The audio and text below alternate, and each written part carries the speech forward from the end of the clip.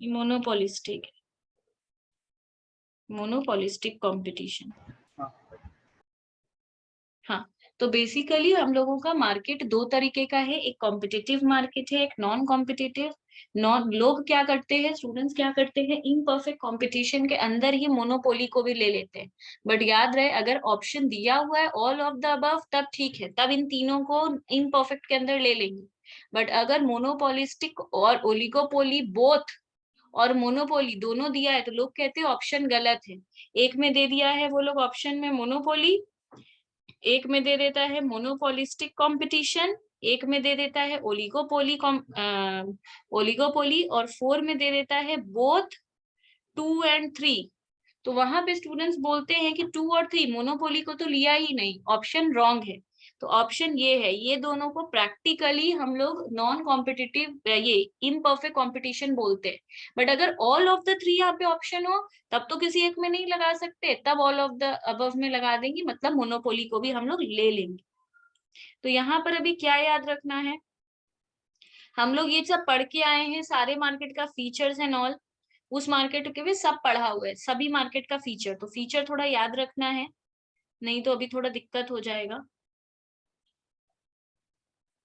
अच्छा, तो सबसे पहले हम लोग पढ़ रहे हैं कि परफेक्ट कंपटीशन मार्केट में कैसे डिसाइड होगा कि कितना प्राइस रखे और कितना आउटपुट उस प्राइस में हम लोग को सेल करना चाहिए।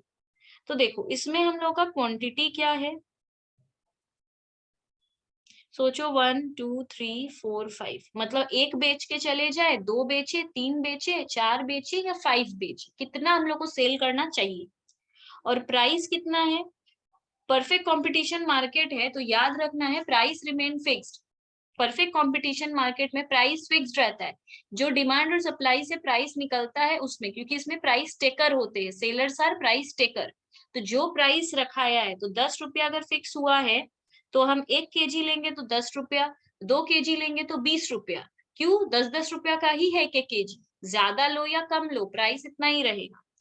तो ए आर क्या है, एआर का फॉर्मूला, सॉरी हाँ, एआर क्या है इसमें, एवरेज रेवेन्यू, मतलब एक बेचेंगे 10 रुपया में तो 10 रुपया का प्रॉफिट सेल होगा, रेवेन्यू आएगा। 10 10 × 2, तो 10 × 2 करेंगे तो 20 आएगा, पर ये एवरेज है। एवरेज का फॉर्मूला क्या होता है एवरेज रेवेन्यू का, टोटल रेवेन्यू बाई क्वांटिटी। तो अगर हम सेफ साइड दिखाएं तो टोटल रेवेन्यू देखो, टोटल रेवेन्यू का मतलब होता है प्राइस इंटू क्वांटिटी। ये सब याद रखो, सम्स भी आ सकता है। टोटल रेवेन्यू का फॉर्मूला है प्राइस इंटू क्वांटिटी। रेवेन्यू मतलब क्या होता है, मेरा इनकम, तो हम जितना प्राइस है और उतना क्वांटिटी है वो, तो ये 10 20 30 40 50। एवरेज रेवेन्यू क्या है, total revenue divided by quantity, तो सबका 10 10 10 आ जाएगा। और एमआर क्या होता है, एमआर होता है change in total revenue by change in units, मतलब क्वांटिटी। तो ये भी सबका 10 आ जाएगा।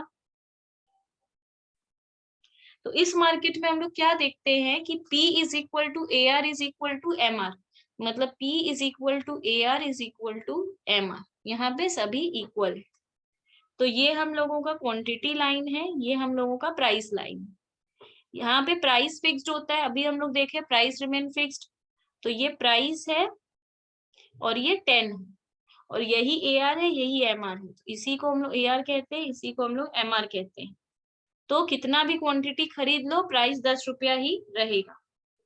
तो यहाँ पे लोग जो होते हैं वो प्राइस टेकर होते हैं, इसलिए ये वाला चीज है।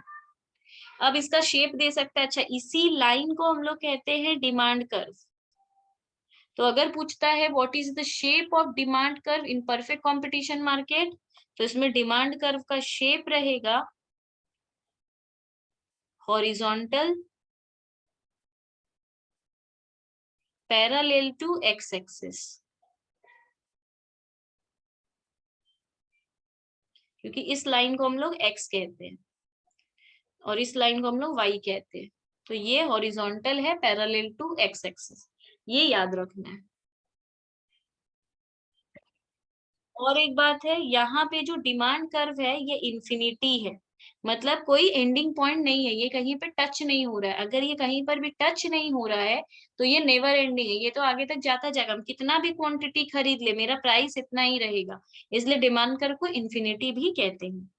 अब अगर कोई बोले मोनोपोली में कैसे डिसाइड होता है, तो यहाँ पे मेरा क्वांटिटी जो जिसको यूनिट्स कहते हैं 1 2 3 4 5 इतना है।